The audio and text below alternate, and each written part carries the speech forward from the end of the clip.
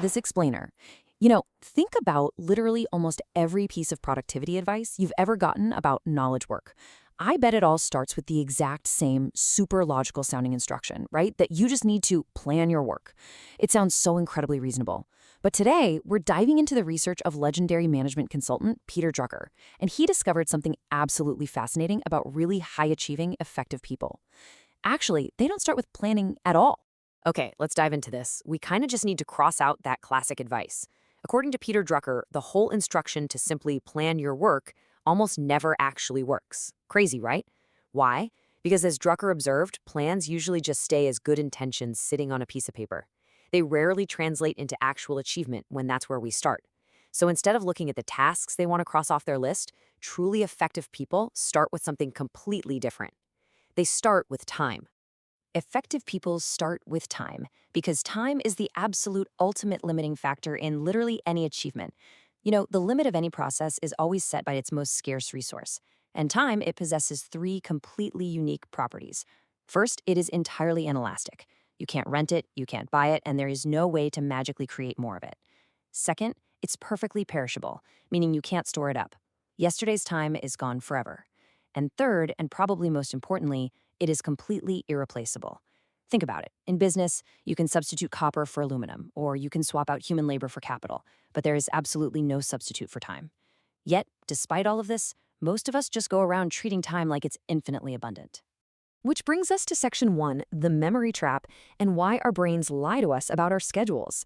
Because, it turns out, human beings are uniquely terrible at estimating how time actually passes. So, Drucker had this really fascinating habit when he was working with high-level executives.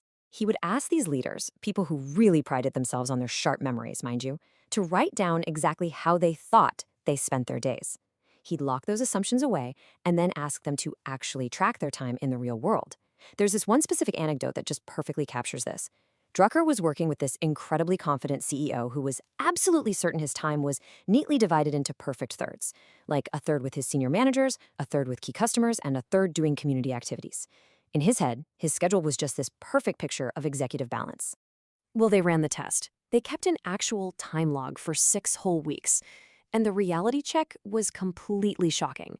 It proved that this CEO spent almost 0 minutes, literally almost zero, on any of those expected areas. Instead, the log revealed that rather than being this grand strategic visionary, he was spending the vast majority of his time acting like a frantic dispatcher. He was literally just chasing down missing factory orders for buddies he happened to personally know. All that strategic executive balance? It was a complete fantasy. And the funniest part? When the CEO's secretary finally brought him the actual log, he outright refused to believe it. He just assumed she had made a massive mistake. Because you see, his memory was essentially lying to him. His brain was merely serving up what he knew he should be doing rather than what he was actually doing. Get this, it took 3 separate, rigorous time-tracking logs to finally convince the guy to trust the hard paper records over his own imagination. And this brilliantly illustrates why we must know where time goes before we can ever hope to manage it. You can't manage an illusion, right? You can only manage reality. Which leads us to Section 2, the Drucker solution, 3 steps to time control. Once Drucker proved that human memory is basically completely unreliable when it comes to our schedules, he developed a concrete methodology for actually taking control. This is really the empirical foundation of all true effectiveness in productivity. It's a 3-step framework: record time, manage time, and consolidate time. Sounds simple enough, right? But as we go through these steps, you'll see exactly why it is so profoundly difficult for most professionals to execute and why it's a total game changer when they do. Let's break down that first step. The absolutely crucial first step is to record your time. But the magic word here is real time. You cannot just get to the end of your workday, lean back, and try to remember what you've been doing since 8 a.m. As we just learned, your memory will straight up lie to you. Keeping an actual real-time log of your activities for several weeks is literally the only way to bypass your brain's biases and finally see the unvarnished truth of your day. Okay, so once you have that unvarnished truth recorded right there on paper, you can move on to step 2, which is managing your time. This is where you look at your log and ruthlessly cut out unproductive demands. Drucker suggests looking at your actual recorded activities and asking yourself 3 critical pruning questions. First, what shouldn't be done at all? As in, what would actually happen if I just stopped doing this today? If the answer is nothing, drop it. Second, what can someone else do equally well? Delegate that stuff immediately. And third, what am I doing that actually wastes the time of other people without adding any real value? Now, what's really interesting about this slide is the math behind step 3.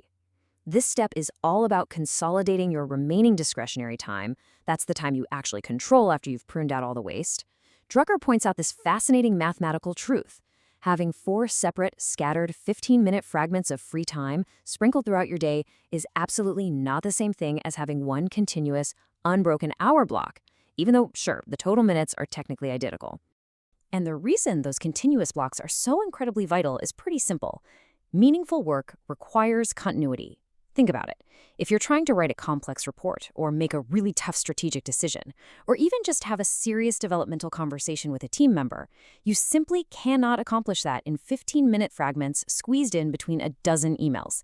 It just doesn't work. Every significant task requires a depth of focus that only unbroken time can provide. You have to carve out large, continuous chunks of time if you want to actually move the needle on the things that matter. Section 3, the challenge. Putting Drucker's method to the test. As we wrap up this explainer, I want to ask you to do something. Completely drop the myth of planning your week for the immediate future. Just forget about that ideal, perfect schedule you have mapped out in your head. Instead, we're going to apply Drucker's empirical method directly to your own life and work right now. I am leaving you with this direct challenge. Will you honestly track your time every 30 minutes in real time for the next 14 days? Don't plan anything, just record. I guarantee you, if you commit to this, the reality of where your time actually goes will completely surprise you.